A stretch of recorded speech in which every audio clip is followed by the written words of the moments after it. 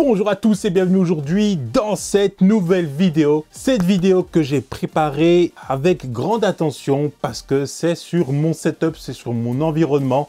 Bienvenue dans mon bureau, mon studio, l'entre de tout mon travail.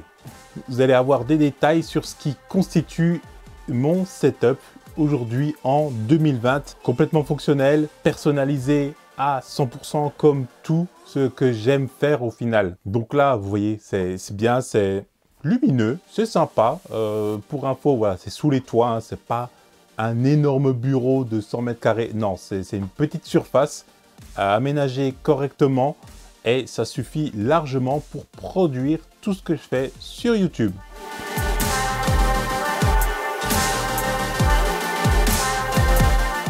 Mon setup est construit de façon symétrique. De part et d'autre, en fait, j'ai exactement les mêmes meubles où je peux ranger tout mon matériel. C'est ça l'intérêt. Comme ça, il n'y a pas grand-chose qui est apparent et je peux y accéder rapidement si j'ai besoin de matériel pour la vidéo, la photo, le drone ou bien l'entretien des appareils, par exemple. Au-dessus, j'ai placé les appareils que je prends régulièrement. Sur le côté gauche, on retrouve une de mes premières caméras semi-professionnelles, la Sony VG20 avec un objectif 16 mm, puis mon Phantom 4 Pro Plus avec la radio et l'écran intégré. Ensuite, un petit micro, on le voit pas très bien, désolé, mais un petit micro pour enregistrer tout ce qui est voix off. Et le dernier, c'est le Ronin S. Ça constitue vraiment voilà, la petite partie en tout cas de ce setup où on va avoir tout autre chose au final. Ça va plutôt être des voitures radiocommandées. Il y a une Audi R8, un buggy et un 4x4 pour faire des franchissements. Voilà, je suis un gros passionné.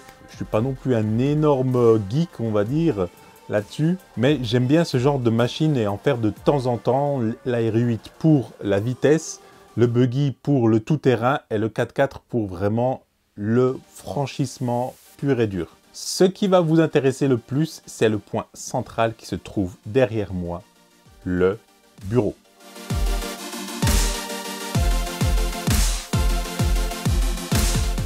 Il est aménagé d'une certaine façon.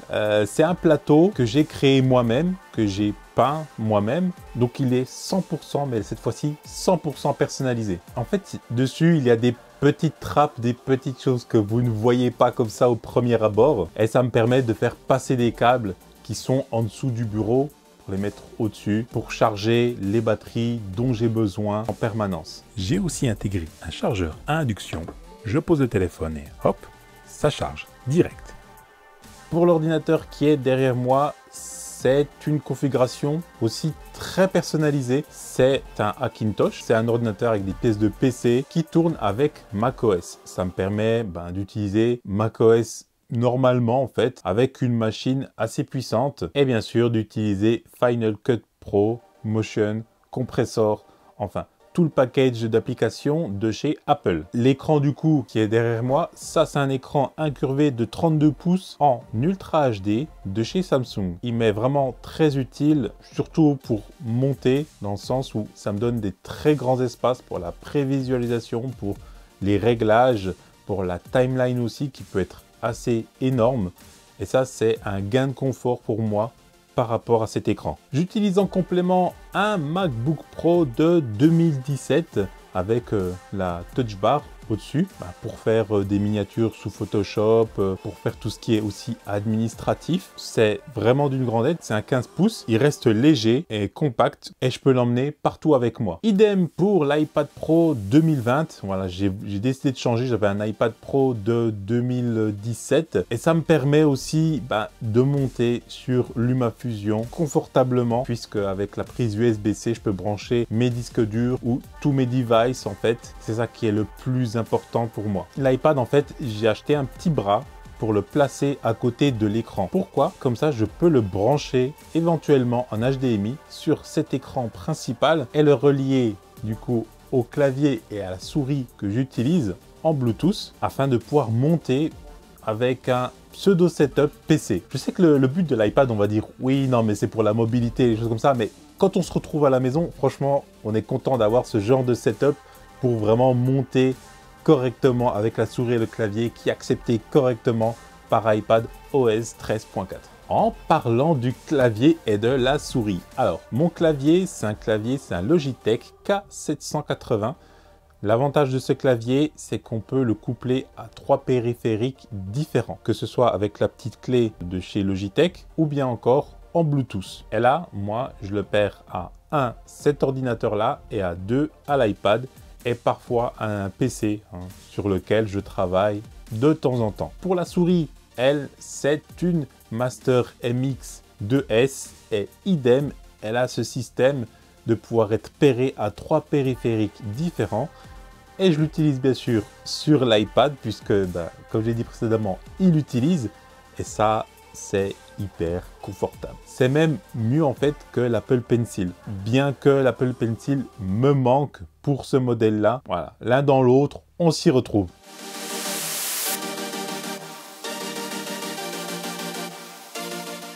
Alors, je ne sais pas si vous le savez ou pas, mais en fait, je crée toutes les musiques que vous entendez. Vous l'entendez là en fond actuellement. J'essaye d'en créer le plus régulièrement possible. Et pour ça, j'ai besoin d'un MPC. Donc là, j'utilise un MPC de chez Native Instruments, un Machine Studio, plus un Complete Control de 25 touches au-dessus. Donc c'est un clavier MIDI pour toutes les compositions que je crée et dont les personnes qui ont contribué sur Tipeee peuvent les télécharger et les utiliser librement dans leurs vidéos sur YouTube puisqu'elles sont sans licence, on va dire royalty free en anglais, ça c'est ce qu'on dit plutôt comme ça. Et du coup, pour le côté son, j'utilise un système d'enceinte Logitech 2.1, donc 2 petits satellites plus un caisson de basse, ce qui me suffit totalement, mais vraiment totalement pour ce que je fais. C'est possible que vous ayez vu que je fais des lives de temps en temps. Sur YouTube, je vais arrêter, je vais passer sur Twitch, qui est une plateforme plus orientée vers le live pur. Voilà, ça va être plus simple pour moi en tout cas, et ça va moins prendre de place sur YouTube. J'utilise une webcam Logitech C920 et aussi un micro Razer, et ce duo est pour moi complémentaires, les deux sont très performants l'un et l'autre est bien suffisant pour créer les lives dont j'ai besoin pour communiquer surtout avec vous, la communauté.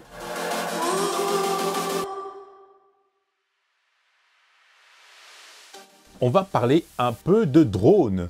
Ça, c'est ce qui se trouve sur ma première étagère. Alors là, il y a un petit peu tous les drones, il y a du Tello, il y a un Mavic 2 Pro, vous avez vu le Phantom 4 Pro qui est plus sur le meuble en bas, mais aussi il y a du Racer. Donc là, j'ai un Titan DC5 de chez iFlight et aussi un Megabee de chez iFlight, aussi une marque que j'affectionne particulièrement et que je recommande aussi. À terme, qu'est-ce que je veux faire? Je veux mélanger les deux styles de vidéo, Racer et stabilisé avec le Mavic 2 Pro ou le Phantom 4 Pro et le DC5 ou le Megabee.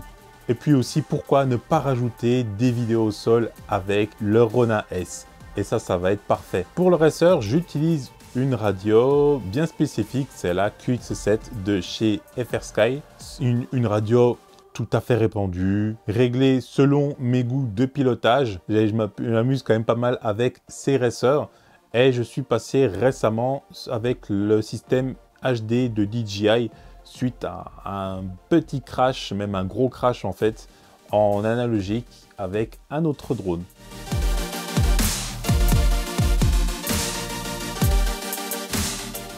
Et côté caméra appareil photo, qu'est-ce que j'utilise? Il y a un setup run and gun que j'utilise de temps en temps ici et beaucoup sur ma chaîne secondaire.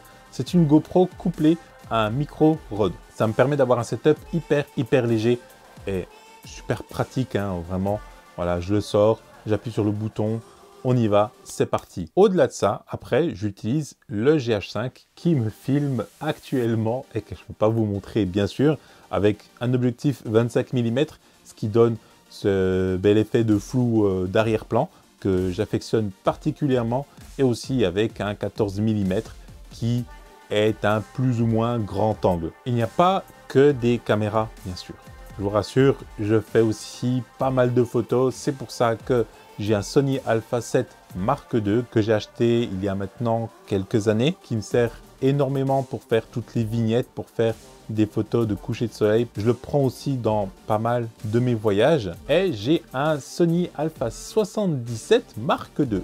Pas tout récent, il est pas tout jeune, mais il est redoutable. Il a une très bonne cadence au niveau de la rafale. C'est pas du mirrorless, c'est encore un réflexe à l'ancienne. Et je l'utilise pour les photos macro et les photos avec téléobjectif. Et la petite dernière caméra, c'est le GX80 de chez Panasonic. Et ça, je l'ai pris pour être encore beaucoup plus compact et beaucoup plus léger avec un petit objectif 12-32, simple, pratique, basique. Et ça donne vraiment des très bonnes photos. Je vous en mets 2-3 comme ça. Et voilà, on peut faire de la photo avec tout.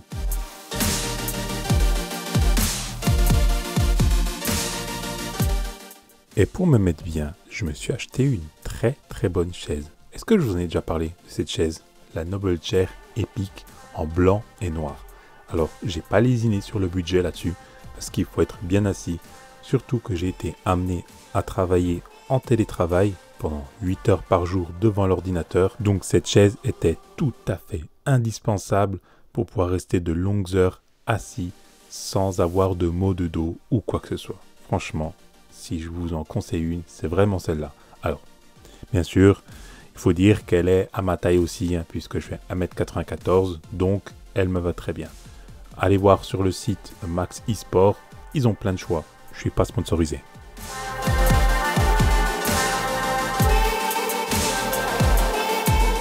La dernière étagère, elle, ouais, c'est une étagère déco, 100% déco.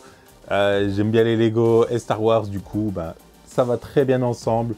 Il y a du BB-8, il y a du R2-D2, du Dark Vador, du Stormtrooper, du X-Wing. Enfin voilà, il y a énormément de choses. Et au milieu de tout ça, il y a mon logo qui a été créé par Atchoum et compagnie. La petite chaîne YouTube, je vous la mets dans la description juste en bas. Ça a été réalisé tout en bois, nickel. Et pour les lettres, elles ont été imprimées en 3D. Donc du très bon travail. Franchement, si vous avez un logo, quelque chose, une idée, allez vite la contacter. Elle fait du boulot au top.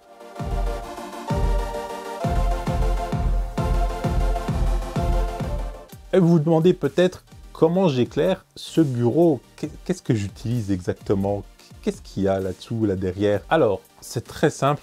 J'utilise beaucoup de lumières Philips Hue. Ce sont des lumières qui sont connectées et du coup, de les poser, ça m'enlève le problème de mettre des interrupteurs partout.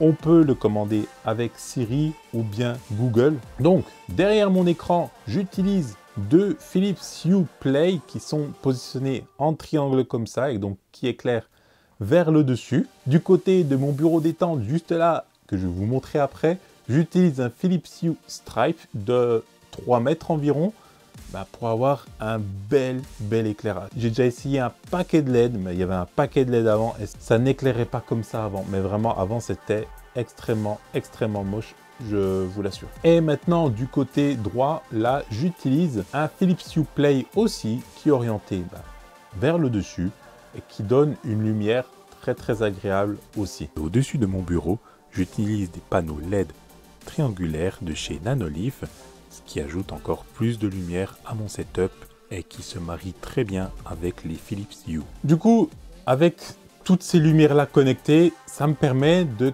créer des ambiances lumineuses. Là, par exemple, on est sur aurore boréale, mais on a aussi couché sur la savane, par exemple, crépuscule tropical, printemps floral, ou si vous avez besoin, c'est lecture, pour avoir quelque chose de très lumineux et que ça puisse reposer vos yeux, détente, concentration. Enfin, il y a tellement de modes et vous pouvez personnaliser chaque lumière indépendamment des autres. Petite cerise sur la gâteau, chez Philips, il y a un système, une application Philips Hue Sync sur ordinateur pour synchroniser ce qu'il y a sur l'écran, les couleurs, l'ambiance, sur les lumières aux alentours.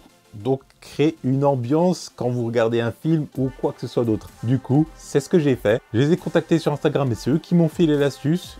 Et je vous montre ça en vidéo et c'est juste génial, franchement. Voilà, c'est ma petite vidéo démo de mon bureau et on voit que toutes les lumières réagissent par rapport à ce qu'il y a sur l'écran, par rapport aussi au son aussi, on peut le faire comme ça, de cette façon-là. Moi, je trouve ça top, cette fonctionnalité, franchement, pour les films, voilà, j'utilise et ça donne vraiment bien.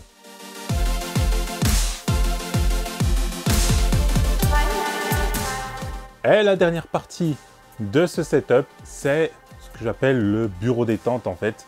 Voilà, c'est le petit coin canapé lounge où on vient se détendre tranquillement quand j'ai besoin de regarder des vidéos précises ou faire toute autre chose ou même en fait souder en fait directement ici avec mes drones racers.